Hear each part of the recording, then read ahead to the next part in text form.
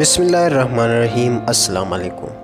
پښتنه سندرغاړی ایمن اوداس په کوم جرم قتل کړی شوی وه موده پس حقیقت معلوم شو. دوستانو که غواړئ تاسو هم خبر شئ ویډیو را سره تر اخره ضرور وګورئ او کوم ملګري چې موږ سره په چینل کې نوي دي هغې دې مهرباني وکړي زموږ چینل یې هر کلیک دي ضرور سبسکرایب کړي. ایمن اوداس چې اصلي نوم یې شمیم و د سندرو ویلو په میدان کې د ایمن اوداس په نوم مشهوره وه. شمیم د مردان تخبهی سیمه کې سترګې غړولې وې. ایمن اوداس د ماشومتوب نه سندرې ویل شوق و خو د کورنۍ تاوتریخوالي د وجې نشو کولی چې په ډاګه غاړه سندرې ووایي، خو بیا هم د خپل ضد او د خپل هنر په زور یې په مور او پلار او پورونو دغه خبره ومنله او سندرو ویل یې پیل کړل. ایمن اوداس د خپل هنر زده کړه ګلنظیر استاد سره کړې وه چې د پښتو موسیقۍ یو روښانه نوم دی، خو د ایمن اوداس د مرګ نه پس ګلنظیر استاد د ایمن اوداس اواز او د هغه هنر ته د عابده فروین لقب ورکو. هغې ویل چې ایمن اوداس د عابده فروین غوندې په غزل پوهېده او غزل له به یو خپل رنګ او درد ورکوه، خو افسوس چې مرګي پرې نه ښوده او زموږ نه یې جدا کړه. دوستانو ایمن اوداس چا ووژله او په کوم جرم قتل کړی شو دغه ټول معلومات در سره په دې ویډیو کې شریکوم. ویډیو مه سکپ کوئ.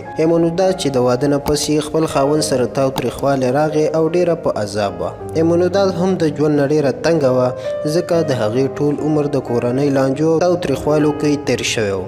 ایمن اوداس د خپل خاوند نه طلاق واخیستو او بیا یې څه موده پس د کورنۍ او د مور پلار په خوښه بل هلک سره واده وکړو، خو په دغه واده او د ایمن اوداس سندرو ویلو باندې دوه ورونه ناخوښه وو.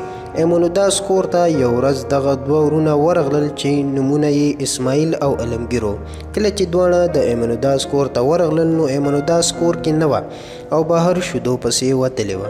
چې څنګه کور ته را دننه شوه دواړو ورونو پرې ډزې وکړې او په هغه ځای یې ووژله. د ایمن اوداس لاس کې د شیدو ډک لوښی د هغې وینو سره یو ځای شو او هغه سپینې شیدې د وینو ډکې شوې. دوستانو دغه د ایمن اوداس د قتل حقیقت که غواړئ دغسې معلومات تاسو سره نور هم شریک کړو هغې دپاره زموږ چینل ضرور سبسکرایب کړئ. تر بلې ویډیو پورې مو په لوی الله سپارم. د لوی الله په امان.